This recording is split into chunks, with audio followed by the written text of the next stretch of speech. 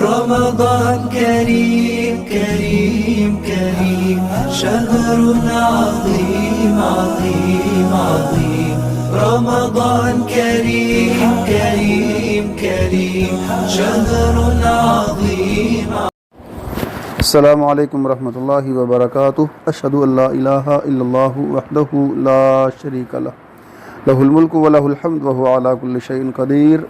اعوذ باللہ السمیع العلیم من الشیطان الرجیم. آج ہم پارہ نمبر 16 شروع کرنے جا رہے ہیں.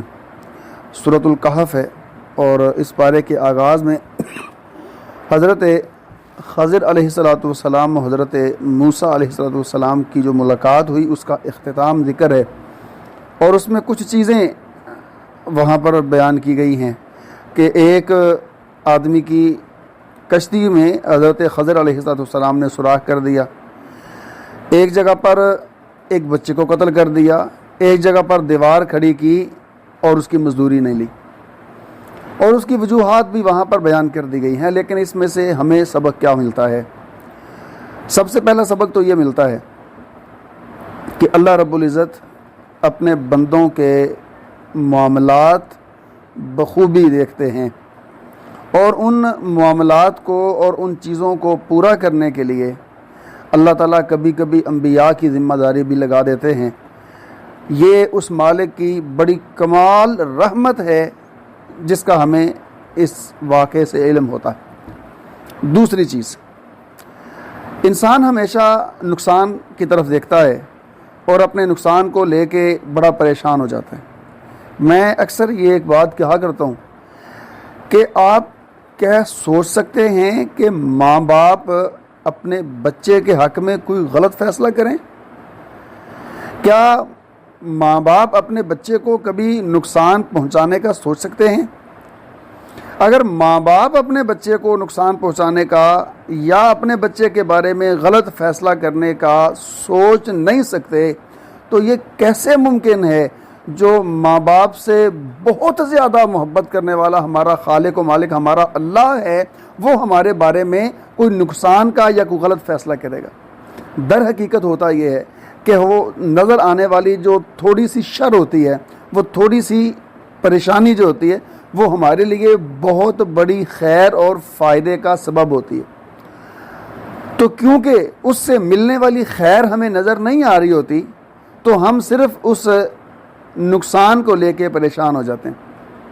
اب یہی دیکھ لیجئے کشتی والا جو واقعہ ہے کہ حضرت خضر علیہ السلام نے اس کشتی میں سوراخ کر دیا. اب کشتی کا سوراخ زیادہ بڑا نقصان تھا یا کشتی سے ہاتھ دھو بیٹھنا زیادہ بڑا نقصان تھا؟ یقیناً اگر وہ بادشاہ کشتی چھین کے لے جاتا تو وہ بڑا نقصان تھا. تو اللہ رب العزت نے اس بڑے نقصان سے بچانے کے لیے حضرت خضر کو حکم دیا کہ آپ ان کی کشتی میں سوراخ کر دیں. حضرت خضر علیہ السلام نے کشتی میں سوراخ کر دیا تو وہ بڑا نقصان جو تھا اس سے اللہ تعالیٰ نے اس کشتی کے ملاحوں کو بچا لیا. تو اسی طریقے ہماری زندگی میں بہت سارے معاملے ہوتے ہیں کہ جو ظاہر تو ایک نقصان ہوتا ہے لیکن در حقیقت اللہ تعالیٰ ہمیں کسی بڑے نقصان سے بچانا چاہ رہے ہوتے ہیں، بڑی مصیبت سے، بڑی آفت سے بچانا چاہ رہے ہوتے ہیں. یہ بھی تو ہو سکتا ہے نا، کبھی بسا اوقات ہم دیکھ رہے ہیں کہ ہمارے مکان کی نا دیوار گر گئی ہے تو اس سے ہمیں بڑی تکلیف ہوتی ہے، یار اتنا نقصان ہو گیا. اور یہ بھی تو ممکن تھا کہ اگر کچھ دیر بعد وہ دیوار گرتی تو اس دیوار کے گرنے سے گھر کا کوئی فرد نیچے آ کے اتنے جاں بحق ہو جاتا تو وہ زیادہ نقصان تھا یا صرف دیوار کا گرنا زیادہ نقصان ہے؟ تو ہماری زندگی میں ہر معاملہ ایسے ہے، لیکن مسئلہ یہ ہے کہ ہمارے دماغ میں صرف منفی سوچ بھری ہے. ہم منفی سوچتے ہیں، منفی دیکھتے ہیں، منفی اثرات کو قبول کرتے ہیں. مثبت رویہ، مثبت سوچ، مثبت خیال اور مثبت نتیجہ ہم کبھی سوچتے ہی نہیں ہیں، اور یہی وجہ ہے کہ ہماری زندگی میں خوشیاں نہیں ہیں. ہم پریشان رہتے ہیں ہر وقت، اور اگر ہماری زندگی میں مثبت سوچ آ جائے تو سارے معاملے درست ہو جائیں. تیسرا سبق جو اس سے حاصل ہوتا ہے وہ یہ کہ ہمیں نیک اعمال کثرت سے کرنے چاہیے، اور نیک اعمال صرف ہم تک ہی محدود نہیں رہتے بلکہ اس نیکی کے اثرات آگے ہماری اولاد کی طرف بھی منتقل ہوتے ہیں۔ دلیل یہی واقعہ حضرت خضر علیہ السلام کا کہ جب انہوں نے ایک دیوار کھڑی کی تو وجہ وہاں پر کیا بیان کی گئی تھی؟ وجہ یہی بیان ہوئی تھی کہ اس دیوار کے مالک نیک تھے جو فوت ہو چکے تھے اور ان کے بچے ابھی چھوٹے تھے، تو اللہ تعالیٰ نے ان بچوں کے خزانے کی حفاظت کے لیے انبیاء کو حکم دیا کہ وہ دیوار کھڑی کریں۔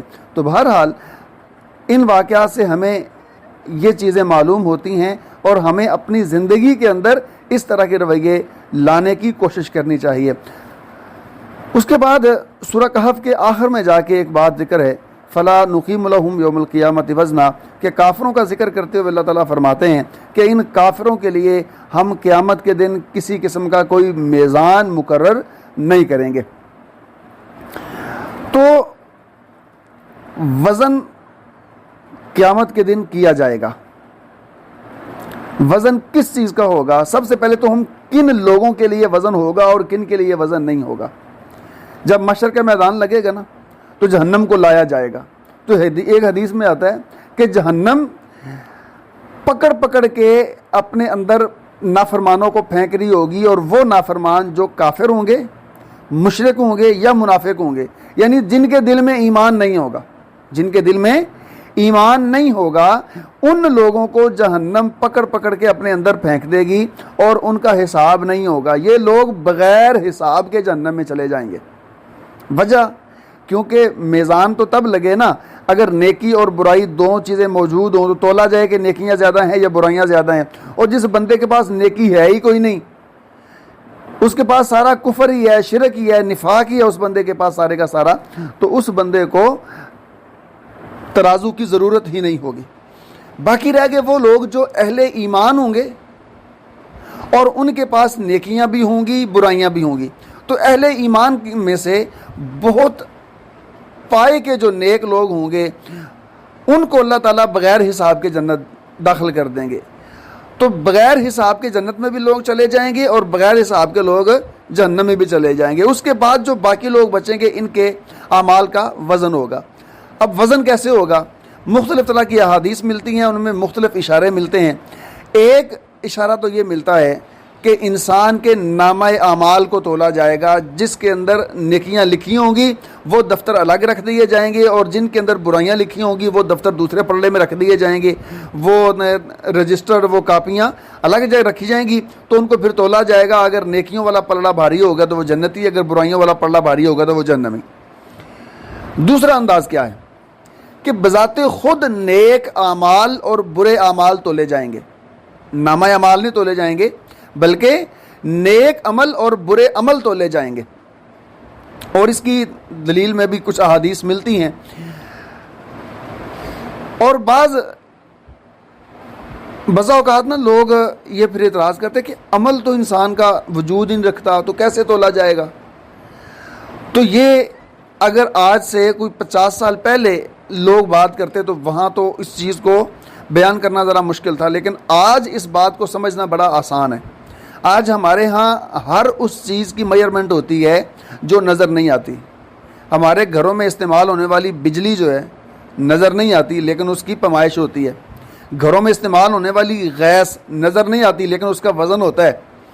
اسی طرح آج کل ہر چھوٹے بڑے کے ہاتھ میں موبائل ہے، اور موبائل کے اندر میموری جو ہوتی ہے ایم بیز میں، جی بیز میں، ٹھیک ہے، آج کل تو اس سے بھی زیادہ کی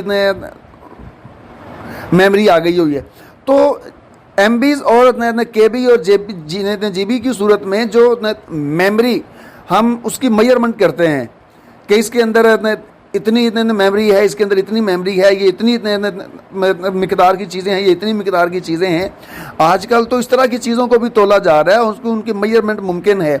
تو یہ اللہ رب العزت نے مختلف انداز انسان کو سمجھا دیے ہیں کہ جس طرح تم اپنی چیزوں کی پیمائش کرتے ہو، اسی طرح کل تمہارے اعمال کی پیمائش بھی اسی طرح ہوگی اور اعمال کا حساب بھی اسی طرح ہوگا۔ تیسری صورت ہے کہ انسان کو بنفسے ہی تولا جائے گا۔ اگر اس میں نیکیاں ہوں گی تو انسان کا وزن ہوگا، اور اگر اس میں نیکیاں نہیں ہوں گی تو پھر اس کا وزن نہیں ہوگا۔ صحیح البخاری کی ایک روایت آتی ہے کہ رسول اللہ صلی اللہ علیہ وسلم نے فرمایا کہ قیامت والے دن ایک بڑے اور موٹے تازے آدمی کو لایا جائے گا، لیکن اللہ کے ہاں اس کا وزن ایک پر کے برابر بھی نہیں ہوگا۔ اور اس کی جو وضاحت امام بخاری نے کی وہ یہ کی کہ اس کا مطلب یہ ہے کہ اس کے پاس نیک اعمال نہیں ہوں گے، اس کو اجر و ثواب نہیں دیا جائے گا۔ اور امام قرطبی رحمۃ اللہ علیہ نے اسی حدیث کو بنیاد بناتے ہوئے ایک مسئلہ بھی بیان کیا ہے کہ شریعت میں یہ بات قابل مذمت ہے کہ کوئی بندہ اپنے آپ کو موٹا کرے۔ آج کل ہمارے ہاں نا یہ رواج بن گیا ہے کہ بچہ ماشاءاللہ اچھا بھلا صحت مند ایکٹیو ہوشیار چالاک ہوتا ہے، اور دیکھنے والے کہتے ہیں نہیں ماڑا جی ہے نا، کھوایا پیا کرو کچھ۔ تو پھر ایسی غذائیں کھلائی جاتی ہیں، ایسی چیزیں باقاعدہ ڈاکٹروں سے دوائیاں لی جاتی ہیں، اور وہ جو ہے نا ایسے پاؤڈر اور کیمیکل دے دیتے ہیں کہ بچہ جناب دنوں کے اندر وہ بڑا فروا ہو جاتا ہے، موٹا تازہ ہو جاتا ہے۔ اور جب موٹا ہو جاتا ہے تو اس بچے کی جو ذہانت ہوتی ہے وہ بھی متاثر ہوتی ہے، اس بچے کا جو تھوڑا سا شرارتی پن ہوتا ہے وہ بھی ختم ہو جاتا ہے، اور اس بچے کے اندر جو چستی چالاکی اور ایکٹیو جو ہوتا ہے بچہ، وہ بھی ساری چیزیں ختم ہو جاتی ہیں۔ کیونکہ ہم نے ایک فطرت کے خلاف معاملہ کیا ہوتا ہے۔ بہرحال اس حدیث سے ہمیں یہ بات معلوم ہوتی ہے کہ جسم کو موٹا کرنا، ایسی خوراک استعمال کرنا جس سے جسم موٹا ہو جائے، یہ شرعاً پسندیدہ چیز نہیں ہے۔ ہاں، جسم کو طاقتور بنانا، اور طاقتور اس وقت بندہ ہوتا ہے جب جسم موٹا تازہ نہ ہو بلکہ مناسب جسم ہو اور اس کے اندر چستی ہو، چالاک بندہ ہو، ایکٹیو آدمی ہو، تو ایسا جسم چاہیے۔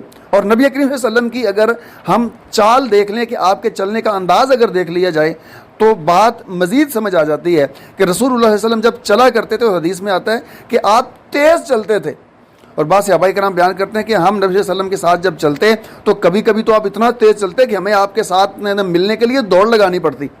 تو کیا مفہوم ہے اس کا کہ اگر بندہ موٹا ہوگا تو اتنا تیز چل پائے گا؟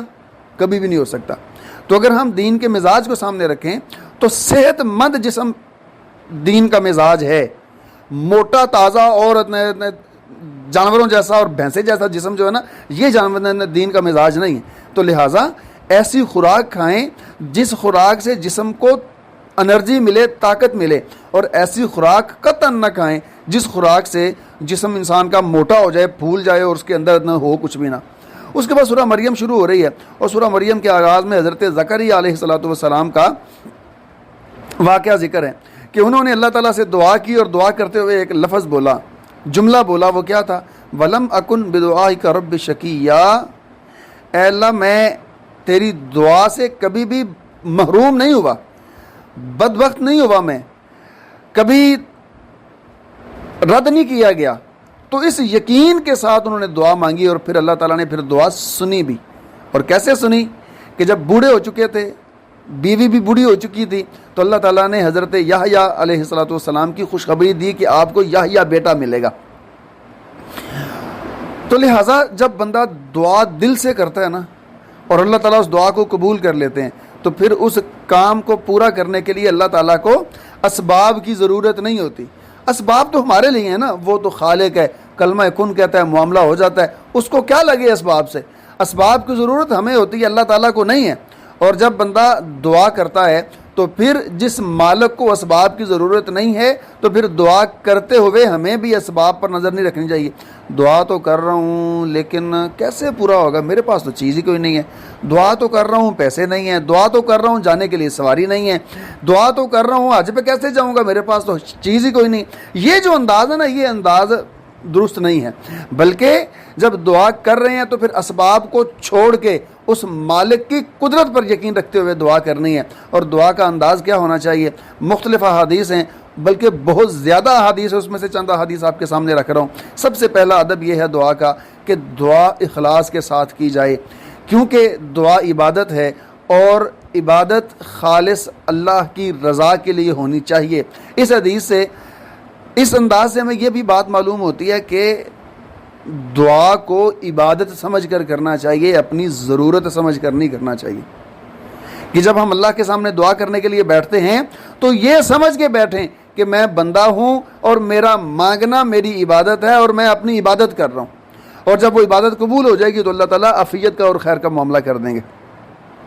اس کے بعد دعا صرف اللہ تعالیٰ سے کی جائے، جو بھی معاملہ ہو، جیسی بھی حاجت ہو، اللہ کو ہی پکارا جائے، کیونکہ رسول اللہ صلی اللہ علیہ وسلم نے اس بات کا حکم دیا ہے اذا سألت فاسأل اللہ، کہ جب بھی تو سوال کرے تو اللہ سے سوال کر۔ تیسری شرط یہ ہے دعا کے لیے، تیسرا انداز اور ادب یہ ہے کہ دعا جب کی جائے تو دعا کی قبولیت کا یقین ہو۔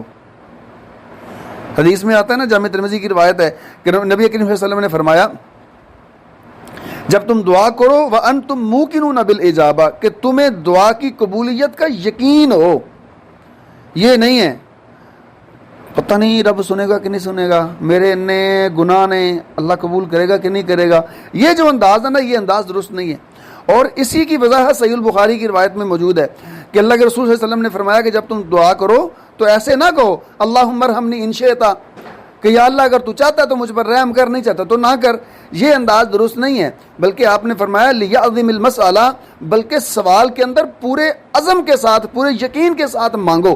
اللہ سے جب پورے یقین کے ساتھ مانگا جاتا ہے تو اسی وقت اللہ دعاؤں کو قبول کرتے ہیں۔ اس کے بعد اگلا ادب یہ ہے، طریقہ کار یہ ہے کہ جب دعا کی جائے تو پھر دعا کے اندر پوری توجہ ہو۔ یہ نہیں ہے کہ بندہ دعا کرنے کے لیے بیٹھے اور ساتھ یہ بھی ہو کہ آج رات کو نا مہمان آ رہے ہیں تو ان کے لیے میں نے سموسے بھی بنانے ہیں، پکوڑے تو چلو بازار سے آ جائیں گے، تو دہی بھلے بھی بنانے پڑیں گے، ہاں وہ انکل جو ہے نا وہ کریم چاٹ بڑے شوق سے کھاتے ہیں، وہ بھی بنانی ہے۔ تو یہ ساری باتیں ساتھ ساتھ دماغ میں چل رہی ہوتی ہیں اور ساتھ ساتھ بندہ دعا کر رہا ہوتا ہے، ایسی دعا اللہ تعالیٰ قبول کوئی نہیں کرتے۔ حدیث کے الفاظ ہیں، رسول اللہ صلی اللہ علیہ وسلم نے فرمایا وَاعْلَمُوا ان اللہ لا یستجیب دعاء من قلب غافل لاہن، کہ جان لو، یقین کر لو اس بات کا کہ بے شک اللہ تعالیٰ ایسے دل کی دعا کو قبول ہی نہیں کرتے جو غافل دل کے ساتھ کی جائے، جو بے پرواہ ہو کے اپنے دل کو، اپنی باتوں کو، ذہن کو مصروف کر کے دعا کی جائے تو ایسی دعا کو اللہ تعالیٰ قبول نہیں کرتے۔ دعا اسی وقت قبول ہوگی جب دعا کو پوری توجہ کے ساتھ، پوری یکسوئی کے ساتھ، اللہ کے ساتھ اپنا پورا تعلق جوڑ کے دعا کی جائے تو وہی دعا قبول ہوگی۔ دعا کے لیے اگلا ادب یہ ہے کہ دعا مسلسل کرنی چاہیے، جلد بازی نہیں کرنی چاہیے۔ صحیح البخاری کے اندر روایت موجود ہے، رسول اللہ صلی اللہ علیہ وسلم نے فرمایا یستجاب لأحدکم ما لم یعجل، کہ جب تک آدمی جلد بازی نہیں کرتا تو اس کی دعا کو قبول کر لیا جاتا ہے۔ تو آپ سے پوچھا گیا کہ جلد بازی کیا ہے؟ تو آپ نے فرمایا کہ بندہ کہتا ہے دعوت، میں دعا کر رہا ہوں، فلم یستجب لی، لیکن میرے لیے وہ دعا قبول نہیں کی جا رہی، میری دعا کو قبول نہیں کیا جا رہا۔ اگر ایسا بندہ کہہ دے، اس کی مثال دیتا ہوں، ایک بندے نے دعا کی، اس کو ضرورت ہے کہ میرا گھر بن جائے، یا مجھے نوکری مل جائے، یا میری شادی ہو جائے، یا مجھے اللہ اولاد نصیب کرے، کسی بھی طرح کی وہ دعا کر رہا ہے۔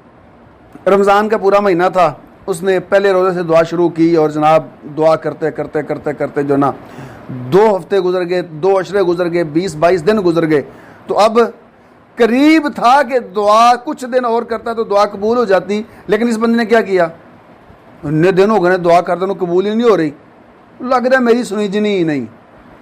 جب یہ ہاتھ دھو کے بیٹھ گیا تو دعا کا جو گراف تھا وہ نیچے گرنا شروع ہو گیا، اس کی قبولیت کی منزل جو بالکل قریب تھی وہ دور ہونا شروع ہو گئی۔ لہٰذا جب تک دعا قبول نہ ہو اس وقت تک مسلسل دعا کرتے رہنا ہے۔ اور ایک حدیث جامع ترمذی کی بھی آتی ہے کہ اللہ رب العزت نے، نعوذ باللہ من ذالک، حدیث نہیں ہے، یہ مفہوم اس طرح بنتا ہے کہ اللہ رب العزت نے، جو علماء نے جو چیز بیان کی ہے کہ اللہ تعالیٰ نے ہر دعا کے لیے ایک درجہ رکھا ہوتا ہے، جب تک وہ درجہ دعا کا پورا نہیں ہوتا اس وقت تک دعا قبول نہیں ہوتی، کہ اللہ تعالیٰ دیکھتے ہیں کہ اتنی دعا جب کرے گا تب جا کے اس کی دعا قبول ہونی ہے۔ تو ہر دعا کا ایک درجہ رکھا اللہ تعالیٰ نے، ہر دعا چیز کی قبولیت کے لیے اللہ تعالیٰ نے ایک گراف رکھا ہے، جب تک انسان کی دعا کرتے کرتے اس گراف کو پورا نہیں کرتی اس وقت تک دعائیں اس کی قبول نہیں ہوتی ہیں۔ دعا کرنے کا انداز یہ ہونا چاہیے، سب سے پہلے اللہ تعالیٰ کی حمد و ثنا بیان کی جائے، اور حمد و ثنا کے اندر بہترین کلمات جو ہیں سورۃ الفاتحہ پڑھی جائے، آمن الرسول پڑھی جائے، اس کے بعد سورہ اخلاص پڑھی جائے، لا الہ الا انت سبحانک انی کنت من الظالمین، یہ آیت کریمہ پڑھی جائے۔ اس کے بعد وَإِلَٰهُكُمْ الہ واحد لا الہ الا هو الرحمن الرحیم، یہ دعا پڑھی جائے۔ یا حی یا قیوم برحمتک استغیث، یہ الفاظ پڑھے جائیں۔ اسی طرح یا ذا الجلال والاکرام، یا بدیع السماوات یا ذا الجلال والاکرام، یہ الفاظ بول کے اللہ تعالیٰ کو پکارا جائے۔ تو یہ حمد و ثنا کے الفاظ ہیں اور بہترین الفاظ ہیں۔ کسی کو یہ الفاظ یاد نہ ہو تو اردو پنجابی میں کہہ سکتا ہے یا اللہ تو بڑا رحیم ہے، یا اللہ تو سب سے بڑا ہے، تو بڑا ہی ساری کائنات کا خالق و مالک ہے۔ اس انداز سے بھی ہم اللہ تعالیٰ کو پکار سکتے ہیں۔ تو اللہ تعالیٰ کی حمد و ثنا پڑھنا، اس کے بعد نبی کریم صلی اللہ علیہ وسلم کی ذات پر درود بھیجنا، اور تیسرا عمل اپنے گناہوں کے اللہ تعالیٰ سے معافی مانگنا۔ یہ تین کام ترتیب کے ساتھ پہلے کرنے ہیں، اس کے بعد اپنی حاجت اللہ تعالیٰ کے سامنے رکھنی ہے اور اپنی گزارش اللہ کے سامنے پیش کرنی ہے، تو یقیناً وہ دعا قبول ہو جائے گی اگر ان آداب کا خیال رکھا جائے۔ تو دعا مانگتے ہوئے ہاتھ اٹھانا، قبلہ رخ ہونا، یہ ساری چیزیں بھی مسنون ہیں، ان چیزوں کو بھی اختیار کیا جا سکتا ہے۔ اس کے علاوہ کچھ دعائیں ایسی ہیں جو قبول نہیں ہوتی۔ پہلی دعا، جو کسی ایسے بندے کی دعا ہو جو حرام کھانے والا ہے، جس کی کمائی حرام کی ہو، جس کا لباس حرام کا ہو، جس کا کھانا پینا حرام کا ہو، ایسے بندے کی دعا کو اللہ تعالیٰ قبول نہیں کرتے ہیں۔ دوسرا، اگر کوئی شخص گناہ کی دعا کرتا ہے کہ اگر اللہ تعالیٰ اگر میرے پاس اتنے پیسے ہوں نا تو میں فلاں کام کروں، اور جو وہ کام غلط ہو، اللہ کا گناہ، اللہ کی نافرمانی ہو، تو گناہ کے کام کی دعا اگر کرتا ہے تو وہ دعا بھی قبول نہیں ہوتی۔ اگر کوئی شخص بندہ قطع رحمی کی، رشتے توڑنے کی دعا کرتا ہے، کوئی ایسی دعا کرتا ہے جس کا نتیجہ رشتوں کا ٹوٹ جانا ہے، رشتوں کا اس میں تعلق خراب ہوتا نظر آتا ہے، تو ایسی دعا بھی اللہ تعالیٰ قبول نہیں کرتے۔ اس کے علاوہ تمام دعائیں جائز اور حلال جو ہوتی ہیں اللہ تعالیٰ قبول کر لیتے ہیں۔ اس کے بعد حضرت مریم علیہ السلام کا واقعہ ذکر ہے کہ حضرت مریم علیہ السلام کو اللہ رب العزت نے اپنی قدرت کے ساتھ بیٹے والی نعمت عطا کی۔ حضرت عیسیٰ علیہ السلام کی پیدائش ہوئی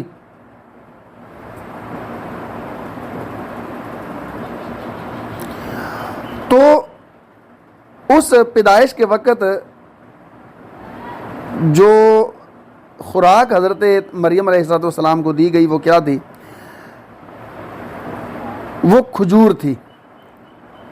تو کھجور جو ہے یہ بہترین غذا ہے، اور کھجور کا استعمال خاص کر ایسی خواتین کو جو امید سے ہوں یا وہ اپنے بچے کو جنم دے چکی ہوں، تو ایسی خواتین کو کھجور کا کثرت سے استعمال کرنا چاہیے۔ خون کی کمی کو پورا کرتی ہے، جسم کی جو ویسٹ ہونے والی انرجی کو پورا کرتی ہے، اور بہترین غذا ہے۔ اور اگر ایسا ہو کہ کسی خاتون کو یہ مسئلہ ہے کہ اس کے معدے میں حدت وغیرہ ہے، تو پھر اس کو کھجور تربوز کے ساتھ ملا کے کھانی چاہیے، کہ کھجور اور تربوز اکٹھا کھانا چاہیے، کیونکہ رسول اللہ صلی اللہ علیہ وسلم کا یہ عمل موجود ہے۔ سنن نبی داود کے اندر روایت آتی ہے کہ نبی کریم صلی اللہ علیہ وسلم کھجور کو تربوز کے ساتھ ملا کے کھا رہے تھے، اور آپ نے فرمایا ہم کھجور کی گرمی کو تربوز کے ساتھ توڑ رہے ہیں۔ تو کھجور کی جو حدت اور گرمی ہے اس کو تربوز کے ساتھ ہم ٹھنڈا کر سکتے ہیں۔ تو اگر کسی کو یہ معلوم ہو کہ اس کا مزاج گرم ہے اور اس کو گرم چیز موافق نہیں آتی، تو وہ کھجور کے ساتھ تربوز کو ملا کے کھائے، تو انشاءاللہ بڑا فائدہ اور افاقہ ہوگا۔ اس کے بعد حضرت موسیٰ علیہ السلام کا بچپن کا واقعہ کہ جب حضرت موسیٰ علیہ السلام پیدا ہوئے، فرعون نے اس وقت حکم دیا ہوا تھا کہ جو بچہ بھی پیدا ہو اس کو قتل کر دیا جائے۔ تو حضرت موسیٰ علیہ السلام کی والدہ کو بھی اس بات کا ڈر تھا کہ میرے بچے کو بھی قتل کر دیا جائے گا۔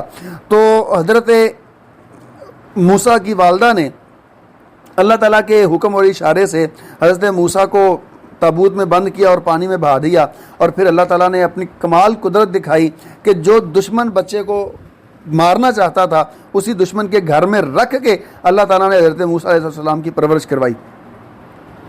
اور یہاں ایک الفاظ قرآن کی آیت کا ایک چھوٹا سا حصہ ہے جو ہمارے ہاں اکثر استعمال ہوتا ہے، تو اس کی تھوڑی سی وضاحت کرنا چاہتا ہوں۔ وَأَلْقَيْتُ عَلَيْكَ مَحَبَّةً مِّنِّي وَلِتُصْنَعَ عَلَىٰ عَيْنِي، یہ لفظ جو ہیں یہ ہمارے اکثر علماء بھی بیان کر دیتے ہیں، اور ہمارے جو ہے نا بیویاں اور جن کو تھوڑا سا مسئلہ مسائل ہوتا ہے گھر کے معاملوں میں، تو وہ لوگ اس آیت کو پڑھنا شروع کر دیتے ہیں محبت کے لیے، وہ محبت جائز ہو یا ناجائز ہو۔ اور کسی نے لڑکے کو حاصل کرنا ہو تو پھر بھی یہ وظیفہ پڑھا جاتا ہے، لڑکی کو حاصل کرنا ہو پھر بھی یہ وظیفہ پڑھا جاتا ہے، اور میاں بیوی کی محبت ہو تو وہاں بھی یہ وظیفہ پڑھا جاتا ہے۔ مجھے تو یہ سمجھ نہیں آتی کہ جو لوگ قرآنی وظائف کے نام سے کتابیں چھاپتے ہیں، اور کیا اللہ نے قرآن اس لیے نازل کیا کہ ہم اپنے مقصد کے وظیفے نکالتے رہیں؟ قرآن جس مقصد کے لیے نازل کیا گیا تھا اس مقصد کو تو آج ہم بھول چکے ہیں۔ مقصد کیا تھا قرآن کے نزول کا؟ سب سے پہلا بنیادی مقصد یہ تھا کہ قرآن کی تلاوت کی جائے، اس کو سمجھا جائے، اس پر عمل کیا جائے۔ ان تین مقاصد کے علاوہ ایک مقصد جو ہے وہ یہ بھی ہے کہ اس سے دل کی تسکین حاصل ہوتی ہے اور اس سے بیماریوں کی شفا ملتی ہے۔ ان چیزوں کے علاوہ کوئی اور مقصد نہیں تھا، یعنی کہ یہ نتیجے تھے۔ دو آخری چیزیں بیان کی ہیں، وہ نتیجہ تھا کہ دل کا سکون ملتا ہے اور بیماریوں کی شفا ملتی ہے، یہ نتیجہ تھا۔ لیکن اصل مقصد کیا تھا؟ مقصد یہ تھا کہ قرآن پر ایمان رکھا جائے، تلاوت کی جائے، سمجھا جائے، عمل کیا جائے۔ ان مقاصد کے علاوہ کوئی اور مقصد قرآن پاک کا بیان نہیں ہوا۔ لیکن آج ہماری قوم نے ماشاءاللہ کام ہی یہ پکڑ لیا ہے، کوئی کام نہیں ہو رہا، قرآن کا وظیفہ کرو۔ گھر میں بے برکتی ہے، لو جی اتنے 4 دن بیٹھ کے قرآن پڑھ لو۔ فلاں کا رشتہ نہیں ہو رہا، فلانی صورت پڑھو رشتہ ہو جائے گا۔ کسی کی نوکری نہیں لگ رہی، فلاں صورت 3 دفعہ پڑھو نوکری لگ جائے گی۔ حد ہوگی ہے یار، اللہ نے قرآن ان کاموں کے لیے نازل کیا تھا۔ ہاں یہ یقین ہے کہ جب بندہ قرآن پڑھتا ہے تو برکت حاصل ہوتی ہے۔ تو اگر کوئی شخص قرآن کو مقاصد کے تحت پڑھتا ہے تو نتیجہ یہ نکلتا ہے کہ اللہ تعالیٰ اس بندے کے اوپر برکتیں رحمتیں نازل کرتے ہیں۔ لیکن اگر کوئی شخص قرآن کو برکت حاصل کرنے کے لیے پڑھتا ہے، مقصد سے ہٹ کے پڑھتا ہے، یہ اس لیے پڑھتا ہے کہ میرے گھر میں برکت ہو جائے، اس لیے پڑھتا ہے کہ میرا یہ معاملہ سیدھا ہو جائے، اس لیے پڑھتا ہے کہ میری یہ مشکل حل ہو جائے، تو پھر اس کی مشکل ہی حل ہوگی، معاملے ہی سیدھے ہوں گے، اس کو پھر اجر و ثواب کوئی نہیں ملنا۔ تو اجر و ثواب کے لیے پڑھیں قرآن پاک۔ جب اجر و ثواب کے لیے پڑھیں گے تو پھر اجر بھی ملے گا، تو اللہ تعالیٰ برکتیں بھی کر دیں گے۔ لیکن اگر برکت کے لیے ہی پڑھا جائے گا تو پھر مقصد حاصل نہیں ہوگا، اللہ راضی نہیں ہوں گے، اجر کوئی نہیں ملنا، برکت ملے یا نہ ملے وہ الگ بات ہے۔ تو بہرحال اس طرح کے جو وظیفے لوگ کرتے ہیں یہ قطعاً جائز نہیں ہیں۔ اور پھر کسی کے ذہن میں یہ سوال آئے گا، اور نہیں جی وظیفہ کیا تھا میرا تو کام فوری ہو گیا تھا۔ تو کام ہونا شرط نہیں ہے۔ اور چلو یہ بھی بتا دیتا ہوں کہ یہ کام ہوتے کیسے ہیں، بات آج لمبی ہو جائے گی، تھوڑی سی معذرت خواہ ہوں۔ یہ کام ہوتے کیسے ہیں؟ جب کوئی بندہ اس طرح کا وظیفہ کرتا ہے نا، تو وظیفہ کرتے ہوئے کیونکہ یہ غیر مسنون عمل کر رہے ہیں تو شیطان پھر اس کی معاونت کرتے ہیں۔ تو شیطان جو اس کا ہمزاد ہوتا ہے وہ آ کے دیکھتا ہے کہ یہ کس کام کے لیے کر رہا ہے وظیفہ، تو اس کی سوچ، اس کے اتنے خیال کو، تصور کو پڑھتا ہے اور پھر باقی بڑے شیطانوں کو جا کے بتاتا ہے کہ اس کام کے لیے یہ کام کر رہا ہے، اس کی مدد کرو۔ اب وہ شیطان اس بندے کی سوچ کے مطابق، اس لیے شرط رکھی جاتی ہے کہ جس بندے کے بارے میں آپ یہ وظیفہ کر رہے ہو نا، اب وظیفہ نہیں بتاؤں گا، یہ نہ بعد میں مجھ سے میسج کر کے پوچھے کہ سر جی وظیفہ کیسے کرنا ہے، یہ حرام ہے۔ اور ایسا کرنے والا بندہ اجر و ثواب تو کیا، وہ بہت بڑے گناہ کا مستحق ہوتا ہے۔ تو اس لیے جب کوئی بندہ اس طرح کا وظیفہ کرتا ہے تو شرط رکھنے والے یہ شرط رکھ رہے ہیں کہ جس کے لیے آپ وظیفہ کر رہے ہیں اس کا خیال، تصور اپنے دماغ میں رکھنا ہے تاکہ شیطانوں کو یہ بات جلدی معلوم ہو جائے کس کے لیے کر رہا ہے۔ اب وہ شیاطین اس بندے کے دل میں جا کے اس بندے کا خیال ڈالتے ہیں کہ وہ تیرے سے بڑی محبت کرتا ہے، وہ تیرا بڑا خیال کرتا ہے، تو پھر آہستہ آہستہ وہ بندہ قریب ہونا شروع ہو جاتا ہے۔ اور ہم سمجھ رہے ہوتے ہیں قرآن کی آیتوں کی برکت ہے، لیکن حقیقت یہ سارے کام شیطان کر رہے ہوتے ہیں۔ لہٰذا اس طرح کے جو وظیفے ہیں ان سے جان چھڑائیں اپنی۔ ہاں اللہ سے دعا کریں، دعا کا ذریعہ راستہ بند تو نہیں ہوگا۔ کون سا کام ہے جو اللہ تعالیٰ سے نہیں ہوتا؟ ہم اللہ سے مانگیں، دعا کریں، اتنے سارے معاملے حل ہو جائیں گے۔ اور اگر کسی کو پھر بھی مسئلہ ہے کہ وہ اپنی اولاد کے بارے میں پریشان ہے، یا شوہر اپنی بیوی کے بارے میں، یا بیوی اپنے شوہر کے بارے میں پریشان ہے، تو یہ دعا جو قرآن پاک میں موجود ہے یہ دعا بڑی مؤثر ہے۔ ربنا هب لنا من ازواجنا وذرياتنا قرة اعین واجعلنا للمتقین اماما۔ اور یہ دعا وظیفہ نہیں ہے، یہ دعا ہے جو ہم اللہ سے مانگ رہے ہیں کہ یا اللہ میرے گھر کے اندر مجھے سکون، اطمینان، میری اولاد، میرے بیوی میں مجھے یہ سکون دے دے. تو اللہ تعالیٰ سے جب مانگتے تو اللہ تعالیٰ عطا کر دیتے ہیں. اس کے بعد حضرت موسیٰ علیہ السلام جب فرعون کے پاس گئے، اس کو دعوت دی لیکن اس نے مانا نہیں، تو اس نے حضرت موسیٰ علیہ السلام کے مقابلے میں جادوگر لا کے کھڑے کر دیے. جادوگروں نے جب مقابلہ کیا تو مقابلہ کرنے کے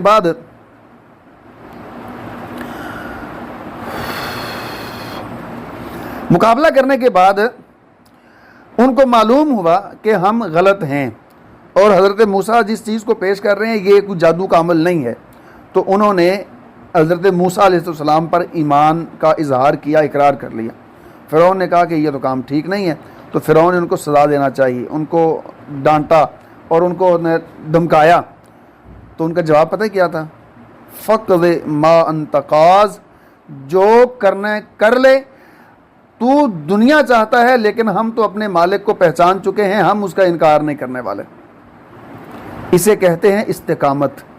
اور یہ استقامت جو ہے کامیابی کی اور فلاح کی دلیل ہے.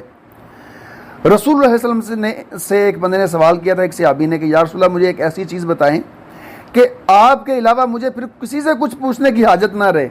تو آپ نے فرمایا تھا کل آمنت باللہ ثم استقم، کہ تو یہ بات کہہ دے آمنت باللہ، میں اللہ پر ایمان لایا، ثم استقم، پھر اس بات پر پکا ہو جا کہ ایمان پھر اللہ پر لے آئے ہیں تو ایمان کے سارے حق بھی ادا کرنے ہیں اور دنیا ادھر کی ادھر ہو جائے، اللہ کو نہیں چھوڑنا. جو بندہ اللہ پر ایمان لانے کے بعد استقامت کا اظہار کرتا ہے پھر اللہ تعالیٰ اس بندے کو نہیں چھوڑتے کبھی بھی. اللہ تعالیٰ پھر اس بندے کو اپنے ساتھ لگا لیتے ہیں اور پھر اللہ تعالیٰ کو اس بندے کی، اللہ تعالیٰ کی طرف سے اس بندے کے لیے محبت بھی آتی ہے، رحمت بھی آتی ہے اور اس کی کامیابی دنیا اور آخرت کی بھی اللہ تعالیٰ پکی کر دیتے ہیں. اس کے بعد حضرت موسیٰ علیہ السلام کی قوم کے یہ ایک آدمی سامری، اس کا ذکر ہے. سامری یہ سنار کا کام جانتا تھا اور اس نے اپنی ساری قوم سے سونے کے جو زیورات تھے وہ اکٹھے کیے اور ایک بچڑا بنایا اور بچڑے کو اس انداز سے بنایا کہ اس میں سے آواز آتی تھی، جب ہوا اس میں سے گزرتی تو آواز آتی. تو اس نے کہا کہ یہ تمہارا معبود ہے، اس کی پوجا کرنی ہے، اس کی عبادت کرنی ہے. اور قوم کے اکثر لوگ اس کی عبادت کے لیے آمادہ ہو گئے اور انہوں نے اللہ کی ذات کے ساتھ شرک کرنا شروع کر دیا.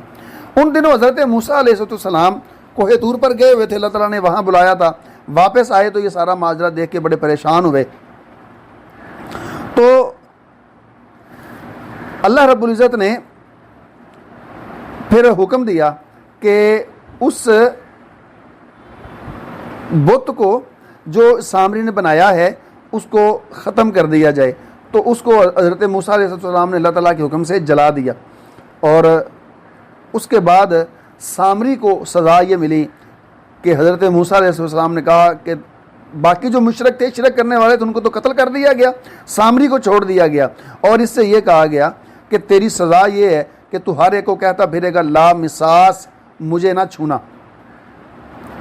اور یہ پھر صحراؤں میں، جنگلوں میں دھکے کھاتا بھٹکتا ہوا ہی مر گیا. اور ہوتا کیا تھا؟ ہوتا یہ تھا کہ جب بھی کوئی بندہ اس کو ہاتھ لگاتا تھا، اس کو چھو لیتا تھا تو اس کو سخت بخار ہو جاتا تھا اور جو بندہ ہاتھ لگانے والا ہوتا تھا وہ بھی بیمار ہو جاتا تھا. تو یہ سامری اپنے بخار کی تکلیف سے ڈرتے ہوئے کوئی بھی بندہ جب اس کے پاس آتا تو دور سے کہنا شروع کرتا، ہاں بھی گول کرنی گل کرو، ہاتھ نہ لانا، مجھے چھونا نہیں ہے، میرے پاس نہیں آنا. دور سے یہ اتنا شروع ہو جاتا، لا مساس لا مساس، مجھے نہیں چھونا، مجھے نہیں چھونا. تو یہ اللہ نے سزا دی اس بندے کو کہ یہ اپنی قوم کے ساتھ رہنے کے قابل ہی نہیں رہ گیا. تو ایسے ہی یہ جملہ کہتے کہتے جنگلوں میں اور صحراؤں میں دھکے کھاتا مر گیا. اس کے بعد اللہ رب العزت نے یہ بات بیان کی ہے، وَمَنْ أَعْرَضَ عَنْ ذِكْرِي فَإِنَّ لَهُ مَعِيشَةً ضَنْكًا وَنَحْشُرُهُ يَوْمَ الْقِيَامَةِ أَعْمَىٰ، کہ جو بندہ اللہ کے ذکر سے منہ موڑ لیتا ہے اس کو کیا سزا ملتی ہے. تو سب سے پہلی بات اللہ کا ذکر کیا ہے. اللہ کا ذکر اللہ کی جو نصیحت ہے قرآن کی صورت میں، احادیث کی صورت میں. جو ہمارے پاس موجود ہے۔ ذکر کا عمومی مفہوم یہ ہے کہ قرآن اور احادیث کی صورت میں جو اللہ نے نصیحت نازل کی ہے، اس نصیحت سے جو بندہ منہ موڑ لیتا ہے، قرآن کے احکامات کا انکار کرتا ہے، اور اسی طرح وہ